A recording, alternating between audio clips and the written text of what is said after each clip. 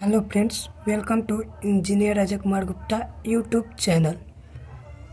तो आपको इस वीडियो लेक्चर में मैं आपको जो बीए फर्स्ट सेमेस्टर का एग्ज़ाम हो रहा है तो उसमें एक कंपलसरी सब्जेक्ट होता है। जैसे राष्ट्र गौरव का होता था, तो इस बार इसमें जो सेमेस्टर वाइज आपका बना है तो उसमें आपका जो एग्ज़ाम होगा तो वो दीनदयाल उपाध्याय पर होगा। ठीक, तो बीए का हो गया चाहे बीएससी का हो गया, बीकॉम, मतलब जितने भी सेमेस्टर वाइज एग्ज़ाम होंगे उसमें ये सब्जेक्ट कंपलसरी है, ये सब्जेक्ट देना कंपलसरी है। जैसे राष्ट्र गौरव का होता था, ऐसे ही दीनदयाल उपाध्याय का भी होगा।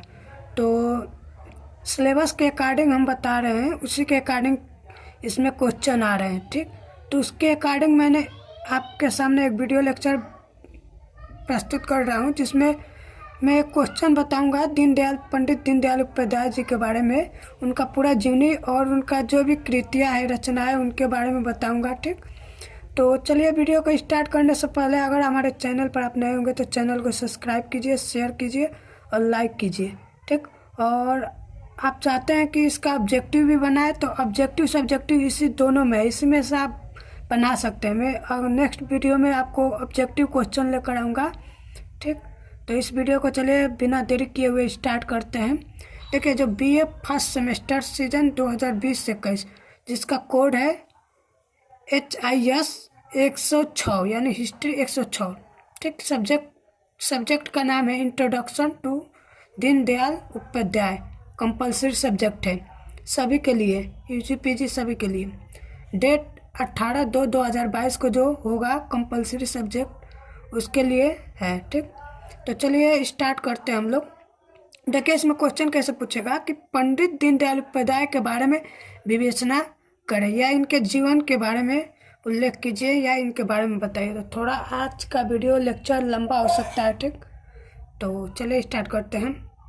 देखिए, पंडित दीनदयाल उपाध्याय का जन्म 25 सितंबर 1916 ईस्वी। पहला तो क्वेश्चन यही से बन जाता है कि पंडित दीनदयाल उपाध्याय जी का जन्म कब हुआ था? 25 सितंबर 1916 को। ठीक, को मथुरा जिला के नगला चंद्रभान ग्राम में हुआ था। तो कहाँ पर हुआ था? यूपी के किस जिले में हुआ था? तो मथुरा में। और किस ग्राम में हुआ था? नगला चंद्रभान ग्राम में हुआ था। ठीक, तो ये भी क्वेश्चन आ सकता है, ये दोनों आएंगे ही क्वेश्चन, कन्फर्म है। इनके पिता का नाम भगवती प्रसाद उपाध्याय एवं इनके माता का नाम राम प्यारी था, जो धार्मिक प्रवृत्ति की थी। इनके पिता रेलवे में इनके पिता काम करते थे। तो उसमें क्या थे? रेलवे में जलेसर रोड स्टेशन के सहायक स्टेशन मास्टर थे। ठीक, मतलब इनके पिता जो थे ये रेलवे में काम करते थे। दीनदयाल के भाई का नाम शिवदयाल था, यानी जो दीनदयाल थे मतलब इनके शिवदयाल छोटे भाई थे। ठीक, दीनदयाल के 2 वर्ष बाद शिवदयाल का जन्म होता था। इनके पिताजी दोनों बच्चों यानी दीनदयाल और शिवदयाल को, दोनों बच्चों को नैनीहाल भेज देते। इनके मामा के घर भेज देते हैं। नैनीहाल मतलब मामा का घर भेज देते हैं।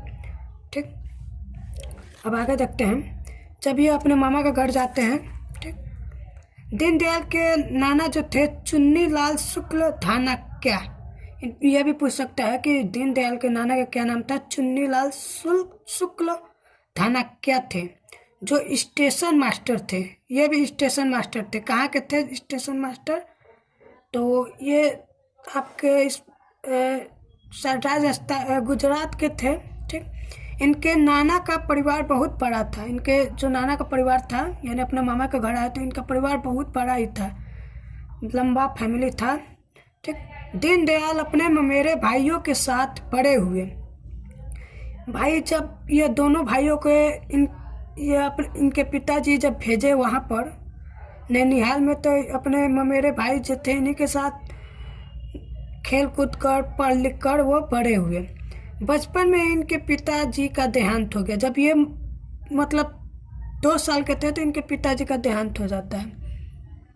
ठीक, 2 वर्ष के थे तो इनके पिताजी का देहांत हो जाता है, जिसके कारण इनकी माता भी मतलब बीमारी के चपेट में आ जाती है। मतलब इनके माता जी को टेंशन हो जाता है, जिसके कारण ये बीमारी के शिकार बन जाती है। अंत में जब दीनदयाल 8 वर्ष के होते हैं तो इनकी माता जी का भी देहांत हो गया। अब माता जी का देहांत हो गया, फिर 1924 में इनके माता जी का निधन के बाद इनके नाना जी भी 1926 में इनका भी देहांत हो गया। 1926 में इनके नाना जी का भी देहांत हो गया। ठीक, अब 1934 में इनके छोटे भाई शिवदयाल का भी निधन हो जाता है।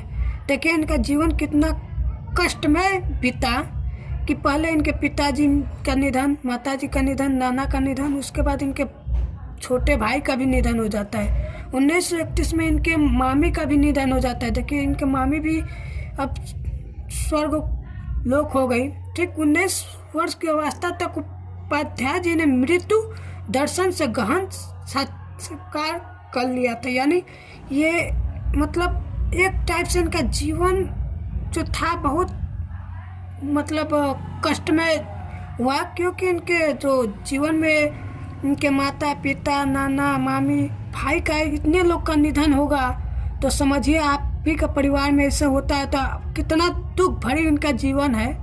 ठीक, ये मतलब एक तरह से ये बहुत चिंतित हो गए। ठीक, इनका अवस्था बहुत ही मतलब बहुत दुखमय भरा हुआ था।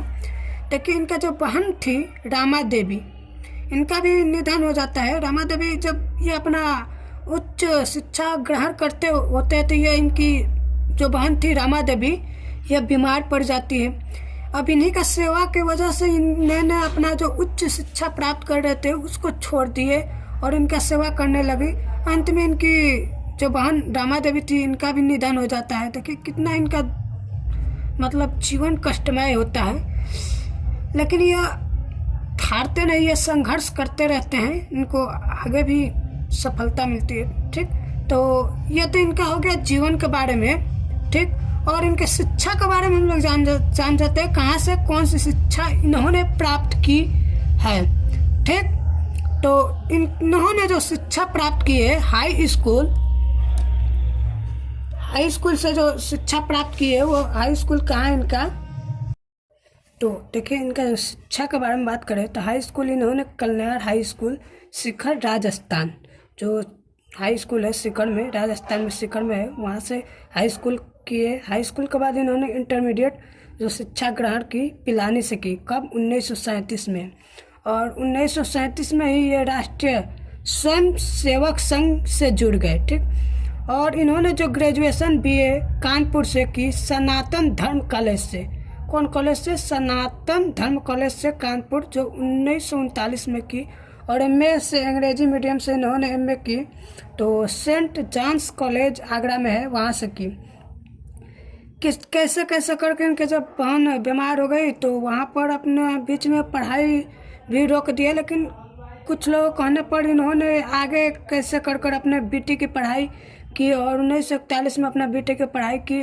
पर उनको नौकरी भी मिल रही थी, लेकिन इन्होंने नौकरी नहीं की क्योंकि इनको राजनीति के क्षेत्र में आना था, अपने देश का सेवा करना था, इसलिए इनका मन नहीं लगता था। क्योंकि इनके जीवन में इतनी दुखी घटनाएं घटी कि ये एकदम मतलब वो अकेला से पड़ गए थे। ठीक, तो 1937 में इन्होंने राष्ट्रीय स्वयंसेवक संघ से जुड़ गए।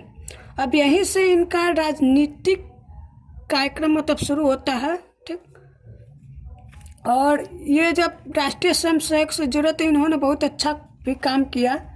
ठीक,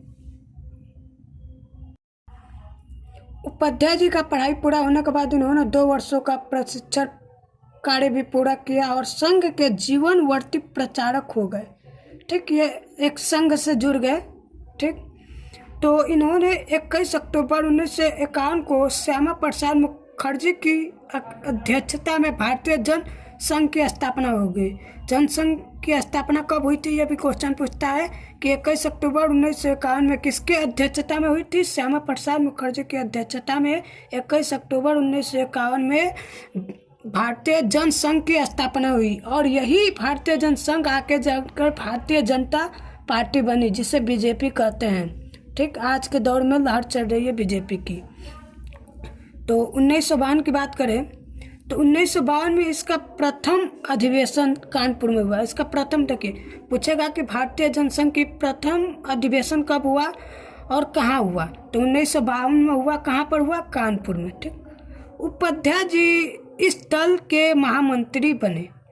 पहले क्या इनको बनाया गया? उपाध्याय जी को इस दल का महामंत्री बने। इसमें 7 प्रस्ताव, मतलब इसमें टोटल 15 प्रस्ताव पारित हुए, जिसमें 7 प्रस्ताव जो थे अकेले ही उपाध्याय जी ने प्रस्तुत किए थे। ठीक, इसी की वजह से कि जो डॉक्टर मुखर्जी थे, श्यामा प्रसाद मुखर्जी जो थे, इसकी अध्यक्षता किए थे, इनसे बहुत प्रभावित हुए, बहुत प्रसन्न हुए और उन्होंने एक बात कही कि यदि ऐसे ही हमें 2 दीनदयाल मिल जाए तो मैं भारतीय राजनीति का नक्शा बदल दूंगा। ठीक, उनका कहना था मुखर्जी जी का। ठीक, अब देखते हैं 1967 तक का उपाध्याय जी भारतीय जनसंघ के महामंत्री रहे। कब तक? 1967 तक भारतीय जनसंघ के महामंत्री रहे। किस पार्टी से थे? अगर क्वेश्चन पूछता तो भारतीय जनसंघ। अब कभी कभी क्वेश्चन बदल भी देगा, भारतीय जनसंघ के जगह भारतीय जनता पार्टी दे देगा, चाहे बीजेपी दे देगा। ठीक, तो इस बात को ध्यान रखिएगा आप लोग। यहाँ से आपको लगभग 10-15 क्वेश्चन मिल गए होंगे।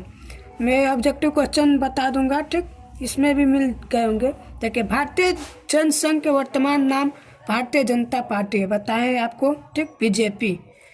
उपाध्याय जी भारतीय जनसंघ के अध्यक्ष भी रहे।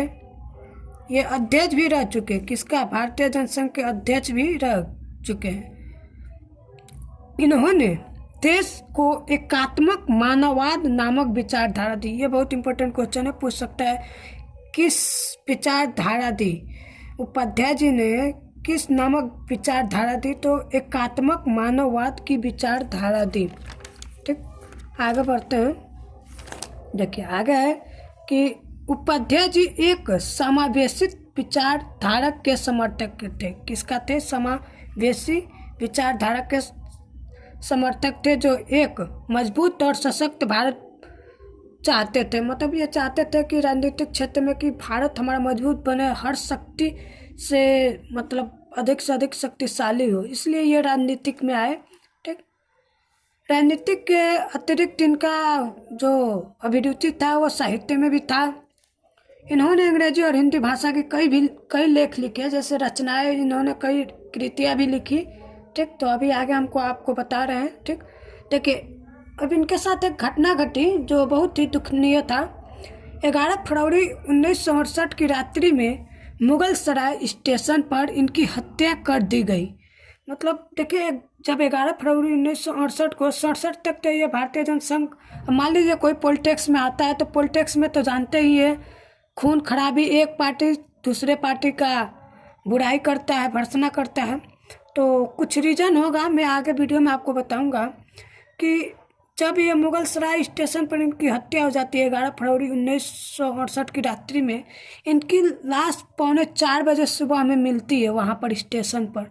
वहाँ पर लोगों जब देखते हैं, मतलब वहाँ पर जब लाश मिली इनको तो देखते हैं, तो वहाँ पर अधिकतर लोग पहचान जाता है ये तो हमारे दीनदयाल उपाध्याय जी है, जो मतलब जनसंघ समिति का अध्यक्ष है। वहाँ पर बहुत हल्ला मच जाती है और इसका लहर पूरे भारत में दौड़ जाती है।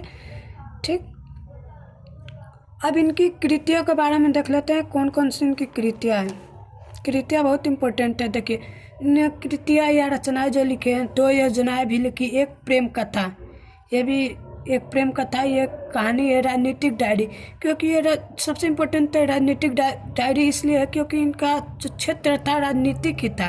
राष्ट्र चिंतन, जब एक बार ये विचार कर रहे थे, राष्ट्र के बारे में चिंता कर रहे थे, उसी टाइम इन्होंने राष्ट्र चिंतन नामक एक पुस्तक लिख डाली। भारतीय अर्थनीति के बारे में भी लिखे, भारतीय अर्थनीति का अवमूल्यन भी लिखे। ठीक, यहाँ पर अवमूल्यन अलग हो गया और भारतीय अर्थनीति अलग हो गया।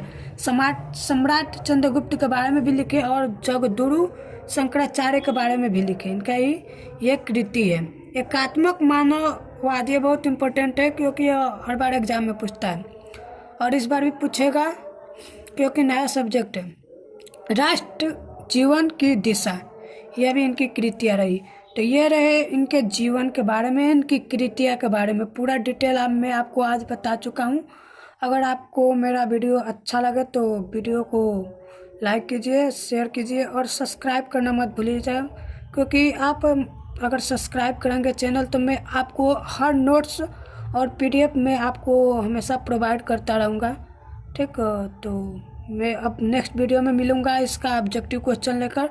तब तक के लिए जय हिंद, जय भारत।